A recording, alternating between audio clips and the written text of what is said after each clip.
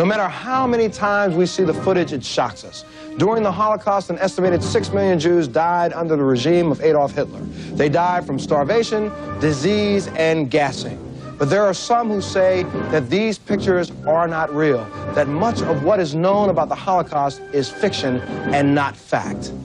One person who questions the existence of the Holocaust is Mr. Mark Weber. Mark is a Holocaust revisionist. He is the editor and spokesman for the Institute for Historical Review. And also joining us is Mr. David Cole, another revisionist. He's a member of the Committee for Open Debate on the Holocaust. David was recently under attack by members of the Jewish Defense League while he was speaking on the subject because David is Jewish. Thank you very much, gentlemen, for being here, and we appreciate you coming.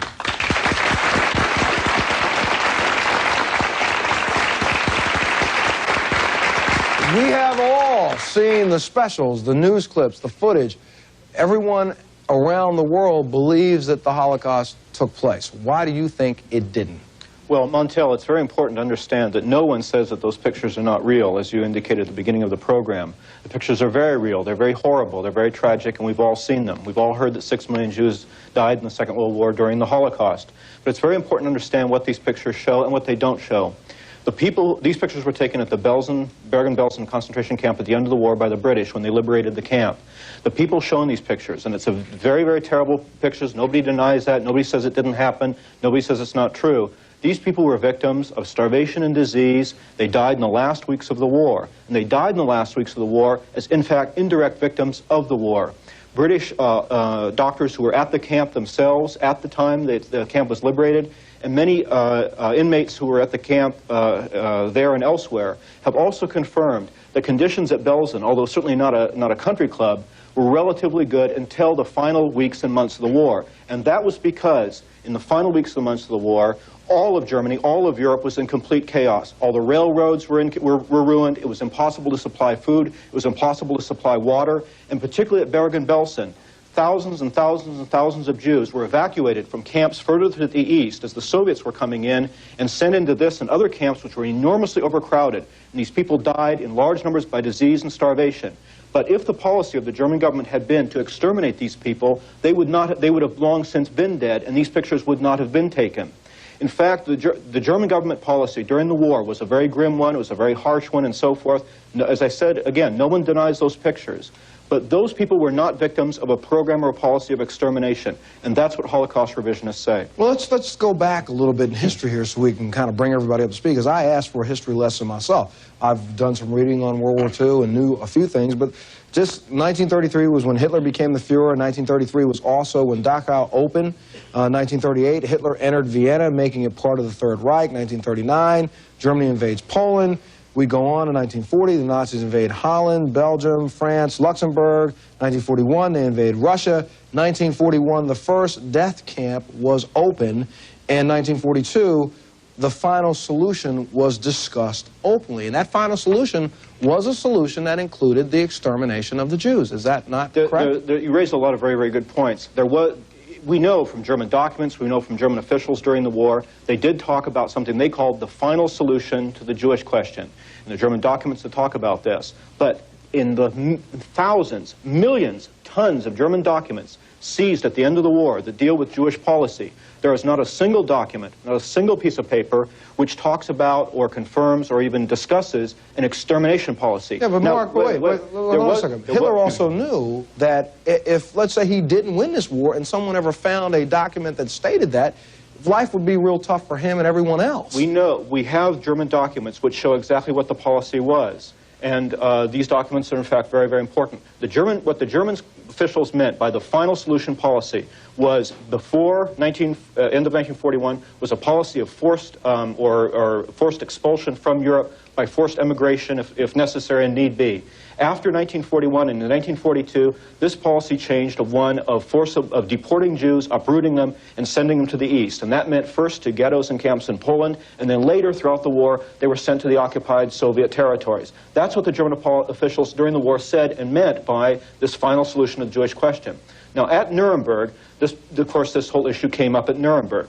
All of the German defendants at the big Nuremberg trial of 1945, 1946, all said that they had no knowledge during the war of any extermination program. Wait a minute, if I had been a German guard at one of these camps, Dachau, Auschwitz, and somebody said, did you participate in the murder of 1 million people? I would have said, no, it was you. Homeboy did it, and that wasn't me. And I would have said, no, I never saw this before. I would have lied and said anything that I could have said to prove that I wasn't involved. That's very reasonable. But what these men had to say is also consistent from the documents that we have and what we know about. And it's also consistent from everything we know about the policy from many other sources. All right, well, now, David, I mean, I would think that there are enough older Jewish people in this country, people who are survivors, people whose families lived through the Holocaust, who would right now be willing to do exactly what happened to you a couple weeks ago, and that's attack you because you are Jewish. And to step forward and say this would be like myself stepping forward and saying that the United States government never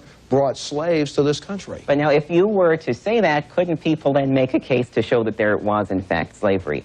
I am not trying to aggravate anybody. Of course, I know that I am gravely aggravating people to the point where they will actually physically come up and attack me. But I think it raises many interesting issues, specifically the role of truth in society. What happens when you have eyewitnesses and yet you have other evidence, physical evidence, forensic evidence, the evidence of documents and intercepted transmissions? You make a point, Montel. You make a grave assumption, a leap of faith when you say, well, the reason we don't have these documents showing, you know, where the Germans discussed what they did is because Hitler didn't want him around, I guess, had him burned or something because he knew that it would get him in trouble. But that's making an assumption. Now, other people might say we don't have the documents because there aren't any, because they never existed. Okay, well, what about all of the things that you hear about the gas chambers and all those things, the mass graves with well, now, thousands? no one doubts mass graves. No one doubts that there were bodies in this camp. And let me just, for the record, state, I don't doubt that it was an incredibly horrible thing that happened to the Jews of Europe, something that should not be thought of in any lighter sense, specifically because we doubt that there were gas chambers. These people were taken out of their villages, split up from their family, and put into camps and made to work at forced labor. And this is a horrible situation, and people died from disease and starvation and just plain being worked to death. It is not that we are trying to sugarcoat what happened, but it's been many years after the fact, and it's time that we brought the facts in parallel to the actual history of what happened. Yes, ma'am. The fact still remains, yes, that 6 million Jews were killed, and whether or not the documentation shows that it was the intent to completely get rid of Jews, it doesn't matter whether or not the intent was there because it happened. 6 million Jews were murdered. Well, now, if I could just address that for a second. Both of you. For both David and Mark, that's a very important issue because both of you dispute the fact that 6 million Jews died. If I could make a point, now she said the fact that 6 million Jews died. However, in 1988, the site at Auschwitz where people can go and tour the gas chambers, they lowered their figure from 4 million dead to 1 million dead. So that was 3 million taken out of the equation overnight. Where did these 3 million go? Were they never there in the first place? Were they in the camps and did they survive? And if you can lose 3 million people overnight, who's to say that 1 million remaining figure is not also wrong? And let me ask you this question. Weren't some of these figures ascertained after the fact because they went back and did censuses after? The source of the famous 6 million figure is an affidavit by by somebody who was brought in at the Nuremberg trial in 1945-46. Even Raoul Hilberg, who's considered one of the major figures in the Holocaust, Holocaust historian, is a professor at the University of Vermont. He concedes himself that the 6 million figure is based upon crude calculations. It is only highly dubious, and he says we must re-examine this whole question of the 6 million. Look, it's very interesting, Montel. People have heard over and over about 6 million Jews dying in Europe during the Second World War. How many people in this audience know how many Germans died during the Second World War? How many Americans died during the Second World War? How many Chinese died during the Second World War? In America, as time goes by, the more time passes, the more there's emphasis on the fate of one particular people during the Second World War, almost to the exclusion of everyone else. How many... Well, that is... Mark, let me make another point. I mean, right now in Washington, D.C., a federal government agency, a taxpayer-funded agency of the federal government, the United States Holocaust Memorial Council, is organizing and building an enormous museum in Washington, D.C. There's no comparable museum in Washington, D.C. to the victims of slavery. There's no comparable museum in Washington, D.C. to the fate of the Indians or any other people. But there is an enormous museum being built under federal government auspices to the fate of only one particular people in one other place. How many Chinese died during the Second World War? According to the Encyclopedia Britannica, the number of Chinese civilians alone who died during the Second World War is more than 20 million. More than 20 million. Who knows it? Who even cares? But are we saying that, therefore, we should not believe what happened to the Jewish people because these other things are admitted? Or should we stop and say that we believe what happened? Montel, it's right and proper to memorialize the dead of all wars, and the dead of all genocide or all mistreatment, whatever it happens to be. But what is not right is to take the fate of one particular people and, in effect, make a kind of political football out of it. I would like to also interject, speaking as a Jew, the Holocaust is an extremely important thing to especially American and Israeli Jews, because most American Jews tend to be secularized, and the Holocaust and the shared history of persecution has tended to take the place of the religion of Jews. Now, I'm Jewish. I'm also an atheist. I don't buy many things. I don't buy concepts of mysticism, spirituality, and especially myth. And I have read both sides of the issue extensively, and I'm not looking to hurt anybody, but I do have to say, from my own point of view, that the evidence saying that there were no gas chambers is a lot stronger than any of the evidence that can be presented saying there were. All right, well, then let's stop there and take a break. And when we come back, we'll find out. Like David said, is it myth or is it truth? We'll find out when we come back.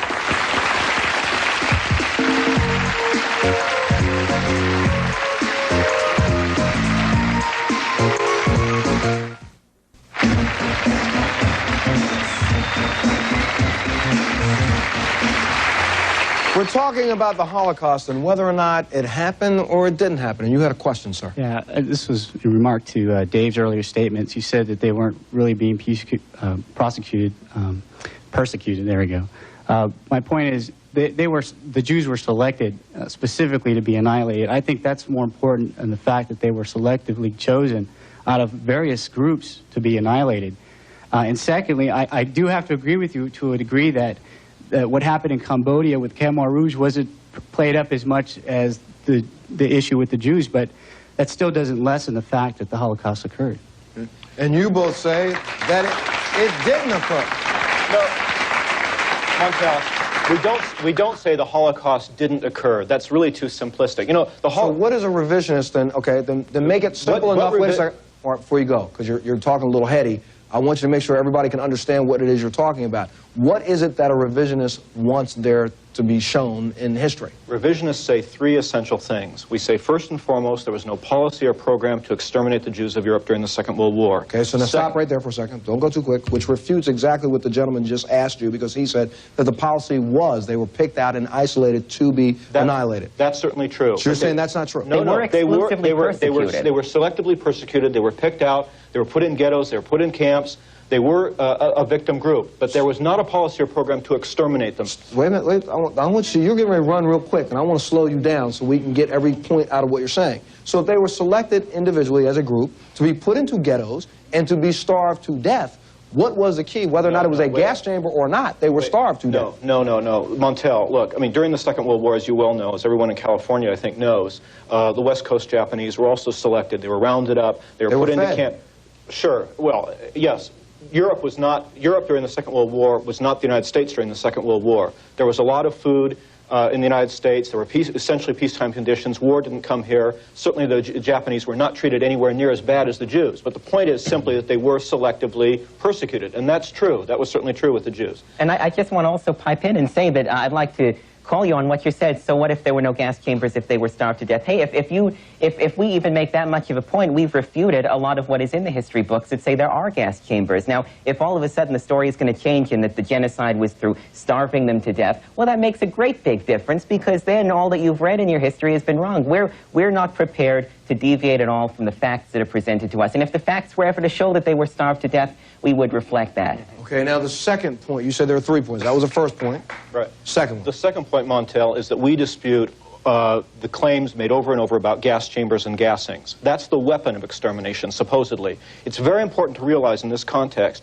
that the Holocaust story, or the gassing story, has changed dramatically over the years. At the big Nuremberg trial of 1945-46, it was claimed that people were gassed at Dachau, at Buchenwald, and at various camps in Germany proper as well. Right after the war, it was claimed not that people were gassed at Auschwitz, but that they were electrocuted to death. And then later we found out that all the gas chambers were in Poland. Give me the third point. The point is that the evidence for supposedly gassings in some camps has just been done away with. It's admitted to be. Okay, the third point is we say that nothing like 6 million Jews in Europe died during the Second World War. And it's very important in this regard also to realize that every Jew, every Jewish person who, in the Second World War who died of whatever cause is considered, quote, a victim of the Holocaust. That is, Jews who died even in Allied bombing attacks. Jews who died for whatever reason, they're considered victims of the Holocaust. So and you're that is saying also illegitimate. all 6 million is a compilation figure of every Jewish person who died during the war? Look, even a number of prominent Holocaust historians have conceded the 6 million figure is essentially symbolic in nature. It's repeated over and over, and it's not necessary. All sorts of other things can change, and the 6 million figure will stay the same. Okay. Yes, ma'am. Well, I have two things to say. First of all, a death is a death. These people have died. I don't understand why you want to what do you have to gain by questioning the facts and history? What is it? What's your purpose in all of this? Let me ask this question. Is knowing the truth about what happened in your past important to you? Well, to me, death is death. They have all died. It was hurtful to many people. Why is it we have to question whether somebody set forth to gas chamber people or whatever? What do you have to gain? Well, see, that is a philosophically based question, not a factual question. We know that there were camps we had for the Japanese. What if somebody came along and said, we then cut up the Japanese and fed them to crocodiles? It is important for us to know what did happen and didn't happen. And if you're not interested in truth and history, fine. To some of us who are interested in what really happened, in the use of truth, the governmental use of truth, how truth can be changed, how truth can be altered, that does matter. A death is a death, of course, but if we say the German people set up gas chambers, you ought to be willing to prove it and ready to prove it. But now wait, before you even jump in, Mark, David, but isn't it very important also to know that if the plan was to annihilate a race of people, if that was the plan, genocide for a race of people, does it then matter if there were gas chambers or if it was starvation? This lady's making a very interesting point. The point is death, and they set out to kill people. Maybe it's a fine line. I'm not arguing with you that maybe it's a fine line, but then why do we get all the flack when we then try to deny that there were gas chambers based on the facts available? If it is such a fine line, if it just don't matter at all, then we ought to be able to say, well, here's some evidence showing that there are no gas chambers, and everybody say, well, fine, but it was death, and we'd say, sure, it was death, all the same, and also the same thing about the idea of there being a final solution. Show us the evidence that there was the idea to have a genocide of all the Jews, and if you show it to us, and if it passes at least my own personal skepticism when looking at things, then I will be the first person to say I'm Dave the Dunce. Just kick me out of the studio. But I want to see the evidence first. Okay, yes, sir. 2 questions. And make it one because I got to go to break. Okay. How many Jews did the Germans have their hands on during the war that they could have exterminated theoretically? That's a very good question. I believe that the total number of Jews in Europe who died under German control or Axis control during the Second World War is probably in the neighborhood of 1 million, 1.5 million. I don't think that the Germans even had under their control 6 million Jews during the Second World War. This is confirmed, I think, by a report that was issued by the International Labor Office and by various, there's a number of reasons why I say that. Okay, we have to take a break, but when we come back, we're going to meet some survivors of the Holocaust, and they'll tell us what they saw and whether or not what they're saying, both Mark and David, is true or false. We'll be back in just a second.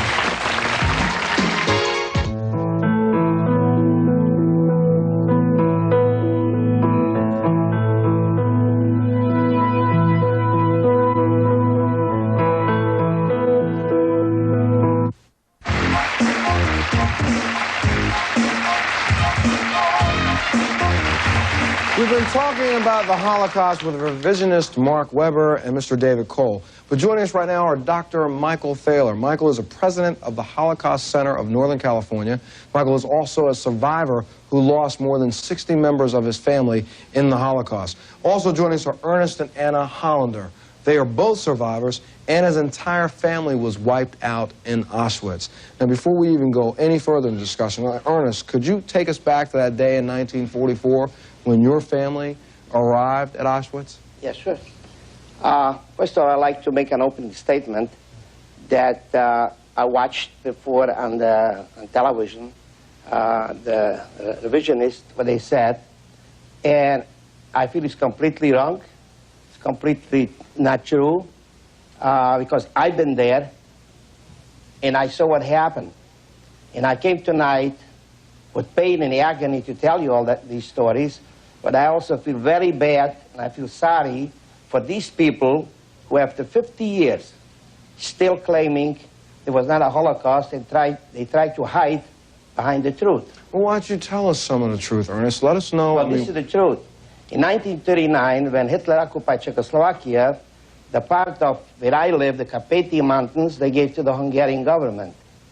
And as they took over the government, right away they fired every Jew from state, city, and county jobs. A Jew couldn't hold any more a job, a government job. Well, it didn't go too long where they started taking all their properties. And before the year was over, we had to wear yellow stars. Jews couldn't get out on the street anymore regular, just certain time, shopping, stuff like that. In 1942, they said that every Jew have to have a Hungarian citizenship papers. Now, we had close to 750,000 Jews living in Carpathian Mountains. More than half didn't have Hungarian citizenship papers. We were lucky. My father was born under Austrian-Hungarian regime, and we were able to get our citizenship papers. Okay, but that's before the war, Ernest. I want you to bring us... That was during the war, 1942. That was 1941, end of 41. Okay, end of 41. But bring us up to the point, we know the historical things that took place, but we need to know whether or not the Holocaust itself took place. What happened in 1944? What did you see with your own eyes when you arrived at Auschwitz? In 1944, I had 8 brothers and sisters, 4 brothers, 4 sisters. My father and mother, we arrived finally to Auschwitz, where they right away took away my mother and 3 little sisters, and they killed them. Killed them in the crematoriums and the gas chambers. The rest of the family went to work to labor camps, where my father was working in a railroad station and working in a sawmill where he cut off his left arm. The blade somehow cut his hand. They put him against the wall. They shot him right away. They never kept somebody in the camp if he could earn his piece of bread and a little hot soup. But now, when you say they took your mother and your 3 younger sisters away right there on the spot, and they took them away to the gas chamber, right? And this was in Auschwitz. How do you know that that's exactly where they took them to? Because we stayed 2 days in Auschwitz, and some people who worked in the crematoriums, some people who worked in the gas chambers, they told us that they saw all these people who Dr. Mengele, the angel of death, sent them to the left. They went straight into the gas chambers and into the crematoriums. Now, Dr. Thaler, you know a lot about the history of the Holocaust. You've heard what both these gentlemen have to say. Do you think that they're right, or is it even worth the discussion that we're having today? Well, I think that the discussion today is merely to allow those people, the vast majority, of course, who don't really know what happened, an opportunity to really find out what the truth is. And what you just heard is a tissue of lies. It's basically a combination of half-truths, fantasy, and downright falsehood. And, you know, I can begin taking it apart very easily. Let's start from the very beginning. The claim is that there were no gas chambers. Right. There was no plan to annihilate the Jews. Start with the gas chambers and tell me why that's not true. All right. Well, I'll start with the most recent evidence, though it's been 50 years.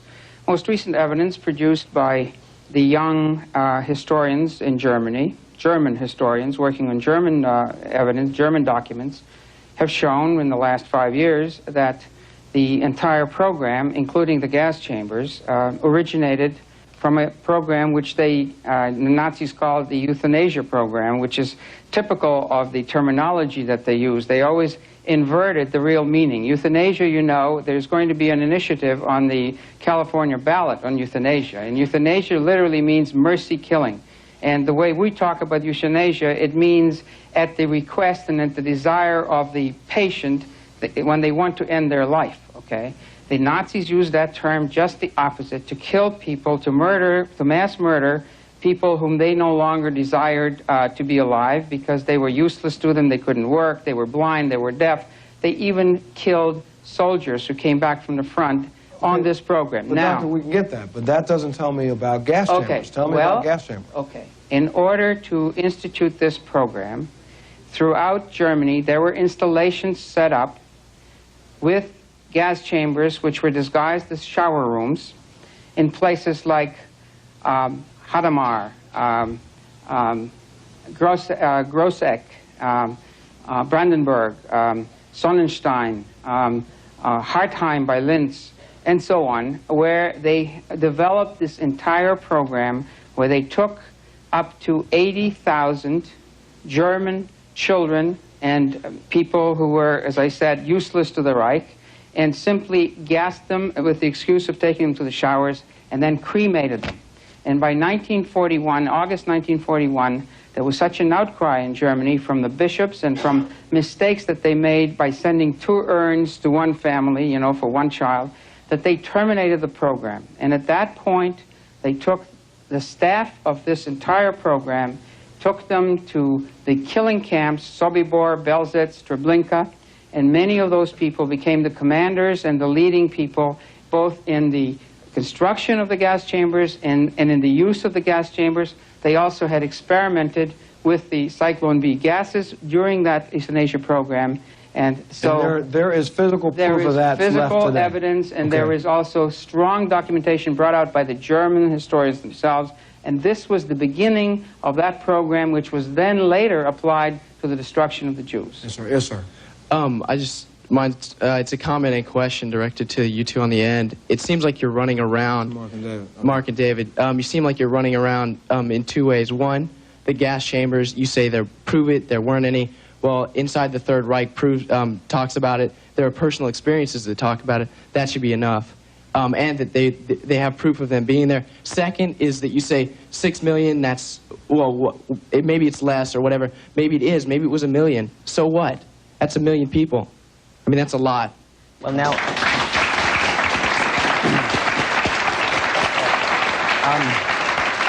Go ahead, David. we are not trying to downplay the seriousness that anybody died, but you just said, for example, we ought to have enough evidence. That's enough. Case closed, that's enough. Forget about your questions. Let me say one thing, and let me present something to you. How, for example, do you come back at the 2 forensic studies that have been done at the supposed gas chamber buildings at Auschwitz and Majdanek, which proves forensically, and the first one was conducted by a man from Boston named Fred Lucher. Fred Lucher had built execution equipment for American prisons, and he was very good at it, and he was recommended for that job. But the second forensic report was done by the people who run Auschwitz, the people who run the Auschwitz Museum, and it proved that there could not have been cyanide gassings in those chambers. How do you come back at that? All right, we'll find out how we come back to that as soon as we take a break. We'll take a break and we'll be back right after this.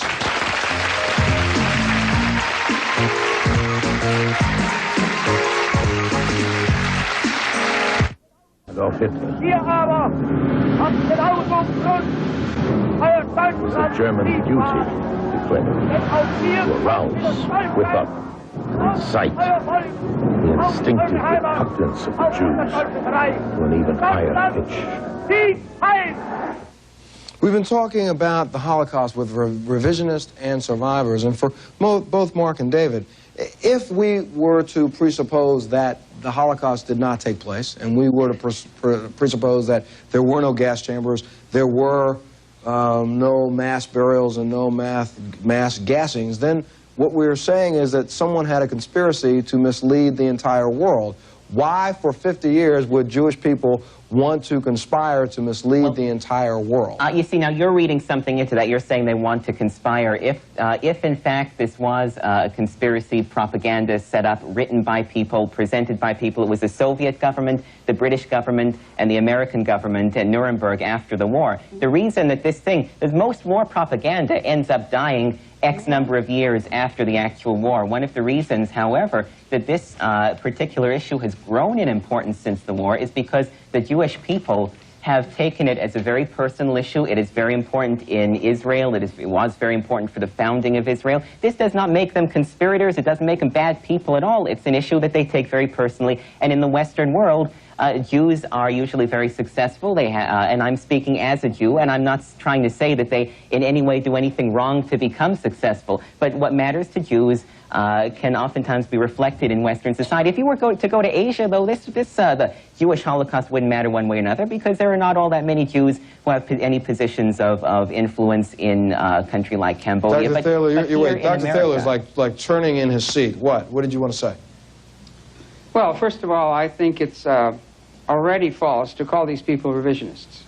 As the Department of History in Duke, all the professors of history in Duke wrote in response to one of their ads in the campus newspaper, these people are not revisionists. They don't revise.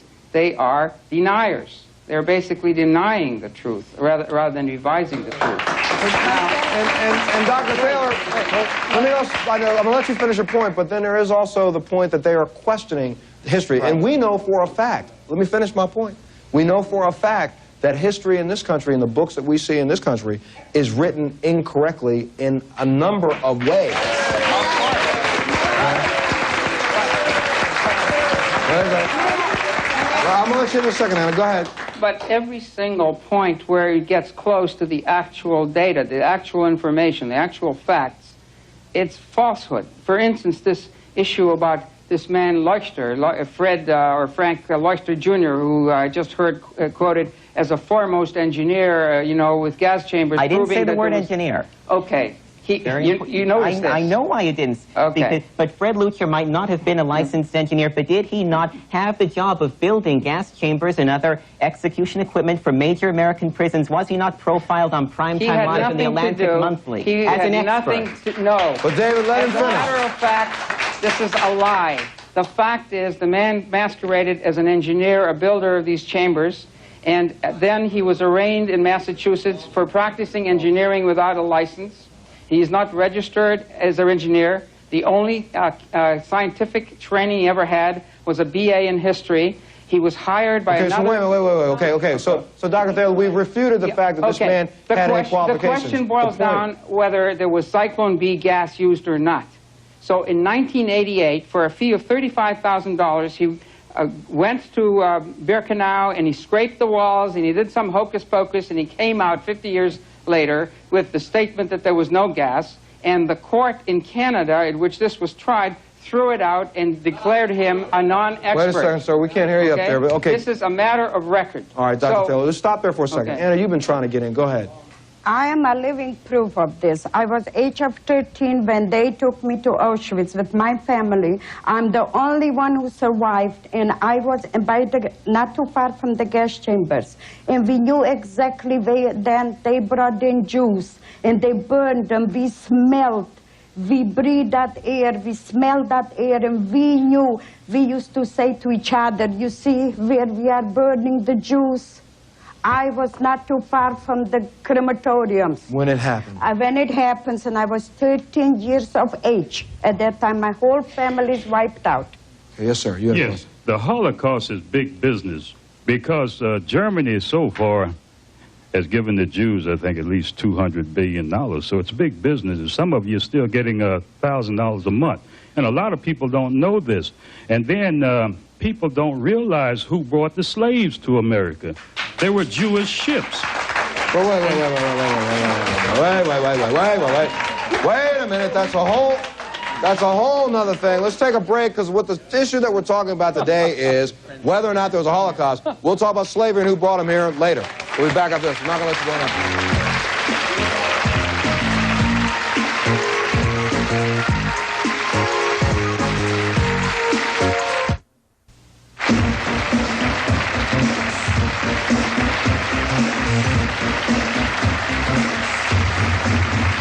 We've been talking about the Holocaust with revisionists and survivors, and you wanted to make a statement. Yes, I'd like to ask a question that's specific in nature, directed towards David over there. We have all seen the pictures that were shown just before the show of the gas chambers, of the metal gates and everything like that. If you say there were no gas chambers, what were those specific pictures? The pictures of what? Now, we saw pictures of a mass grave, we saw pictures of dead bodies, and we saw pictures of a crematoria. Did you see pictures of a gas chamber? Because I think you've been smoking something before the show. We did not see any pictures of a gas chamber. Wait, David. We don't have to accuse the guy of being on drugs. What he saw was what I've seen in several specials across the country. Yeah, and in those specials, they show me those same I specifically made the point earlier. No one doubts that there is a building, for example, that you can go to at Auschwitz and take the tour of, and they say, well, here's the gas chamber. They also will tell you something like, when the Jews died, they all died pressed up against the door. However, the door to the so-called chamber opens in. Now, the Germans are not stupid people, and if they were going to build a room where hundreds of people would die pressed up against the door, don't you think they would make the door to open out? All right, let him finish his question. Mr. Montel, I'm sitting like pins in the I must answer a question. He said there was no Holocaust. There was no crematoriums and no gas chambers. He said there was no gas chambers. Eichmann's right hand, who the notorious Eichmann was the master builder of Auschwitz, of the crematoriums and the gas chambers, his right hand, they had figured out that to kill a Jew cost 3/4 cent. Then they came out with a cyclone gas that it cost only 1/2 cent. So they saved a penny, 1/4 cent by mass killing. And he felt so bad about it that he smuggled out some papers to the Swedish government. And the Germans had very good bookkeeping. See, Ernest, these are points when we go through this, and historically, wait a second, Dr. Thiel, when we go through this historically, there's no way for us to know what he was thinking, whether he smuggled this or that. The only thing that we can know is whether or not there is fact. Now, let this gentleman finish his question. He's going to finish it very quickly. Right. So what were the metal chambers that we saw with the metal gates coming out and the dead bodies inside all burned there were crematoria there, and they did cremate bodies. And we feel, for example, that the building in Auschwitz that you go to that is said to be the gas chamber was, in fact, the morgue. And you can actually see where walls have been knocked down, where they used to be separating the place into different rooms. One other real quick thing, if I may. A point about the Zyklon B gas that I'd like to make. Now, the nature of the Zyklon B is very important. The Germans said the Zyklon B was there to disinfect prisoners in their clothes to try and cut down on the typhoid epidemic, which we all admit was going on in the camps. If the gas was there not to do that but to kill Jews, how come there was just as much gas in the camps that were never said to function as execution camps as there are in camps like Auschwitz and camps that were supposedly meant to function as execution camps? Okay, now, Dr. Thaler, why don't you answer that? Look, it's absurd. This whole discussion is crazy. We can't come in with the mountains of documentation and eyewitness reports and case records that clearly establish the truth of what went on with the gas chambers and with the killing squads. I just want to state that my name is Michael Thaler, and I am willing to mortgage my home and put up $50,000 to anyone who comes in with acceptable evidence, acceptable by scholarly historian standards, that there was no gas chambers. Okay? End of discussion. I'm not going to continue this with these people. All right. Yes, sir. Yes, I have a comment and a question. And make it very quick because we've got to go to commercial. First of all, I have the greatest sympathy for all innocent people who die in war, but the Jewish experience is not unique. I happen to be of Ukrainian descent, and 7 million of my people were murdered, and a disproportionate number of the perpetrators of these crimes in the Ukrainian famine happened to be Jews. Trotsky, Beria, Dzerzhinsky, and I'd like to know when I'm going to get my reparations for my murdered relatives. Okay, that's also another issue. We'll take a break and we'll answer when we come back. We'll take a break.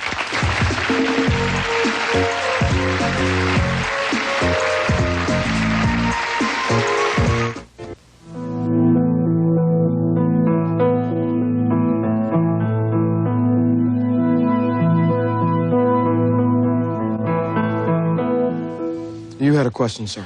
Yes, I am a Holocaust survivor, and I'm the only one left from a family of 7. I would like to reply to the gentleman that says that 7 million Ukrainians were killed. The Ukrainians were the biggest collaborators with the Germans. They were even hired and worked in the concentration camps to help exterminate the Jews. But but do me a favor. Let's not go back and forth from one race to another. Let's answer the question about the Holocaust. You were there. I also would like to tell you that the lady made a remark. My wife was 14 years old when she and her mother were taken to Auschwitz. Auschwitz. And when her mother was ill and she couldn't work any longer, they took her to the crematorium and burned her. Now, these are facts. My wife is alive, and she is here, and she had told me those stories. They burned her alive? They burned her, that's right. Because she could not work anymore. Because she could not work. She was too weak to work. See, before you go, Anna, see, this, David, this is a point. This is a Jewish gentleman. You are Jewish. Here's a man who has lived his whole life knowing, having these feelings, knowing what took place in his life. I have to ask you this because it's coming, to me, do you dislike yourself because you were Jewish and you were turned the other way? That's silly. Two things real quick. First, as an atheist, and people all over the world every day claim to see God, I'm always willing to believe that people can mislead themselves very easily. But secondly, I also would like to say that I want people to understand what my peculiar position is, which is I hear eyewitnesses and then I hear other forensic and factual evidence. What am I supposed to do? Would you like me then to just jump to the conclusion, go along with the flow? What if everybody did that about every subject? I have serious questions that I would like to be addressed. No one has yet addressed my question about Cyclone B gas. No one has yet addressed my question about you're also asking an audience that's not authorities on Cyclone B gas. Go ahead, Anna. Well, they should be here. I want to tell David one thing. He should have been where I was. He would have seen what life is all about. How we were lived. How we were. We used to get up every morning, 3 o'clock in the morning. They used to put us in a line, and they used to call it celapel. And they used to pick from each day from us to go to those gas chambers, day by day. We lived with that, we dreamt with that, and we slept with that. Well, I'd like to ask the revisionists, I've heard that you don't believe that there were gas chambers. Do you believe that genocide did indeed take place, and what exactly is your definition of genocide? If you mean by genocide the kind of treatment that was meted out to the American Indians or the blacks caught, then there was genocide. And there was a policy, a kind of genocide against the Jews in Europe during the Second World War. I would say yes. But the Holocaust is defined rather differently. It's defined as the systematic extermination of 6 million Jews. I do not think that there is evidence for that. The word Holocaust itself is a more or less modern creation. It wasn't used during the war. It wasn't talked about at Nuremberg. It didn't come into popular usage until the 1960s or 70s. Go ahead, Dr. Thaler. I just want to straighten out a few things, okay, from my own personal experience. Again, I'm not prepared to discuss this here with these gentlemen who are frauds. The point I'm making now is this. I want to make one point. First of all, there were 7 million Jews just in the area of Poland and Russia alone. There were fewer than 1 million Jews in the rest of Europe. So when the Germans occupied Poland and part of Russia, they were stuck with all of these millions of Jews. The majority of those Jews never got to concentration camps. I heard a glib reference to ghettos. Well, I came from one of those ghettos. I came from a ghetto. And by the way, there were hundreds of ghettos, not just 1 or 2. I came from one of those ghettos in the Ukraine. And we started out with 11,000 people in 1941. When the Red Army came back in 1944, there were 306 left. Right. Nobody went to concentration camp. We were taken out and shot. And I myself watched the last 2,500 Jews of my town machine gunned to death. We got to take a break, Dr. Thiel. Okay, so you know you saw it. We'll be back in just a second.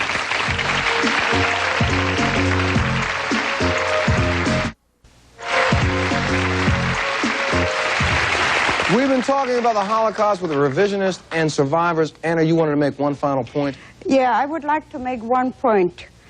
I came here for one reason, to tell the world that this Holocaust happened, and I'm a proof, I'm a living proof. I'm here to tell you that never again, we should watch out for another Holocaust to whom it ever happened. It should never happen. No race, no human should have to kill people.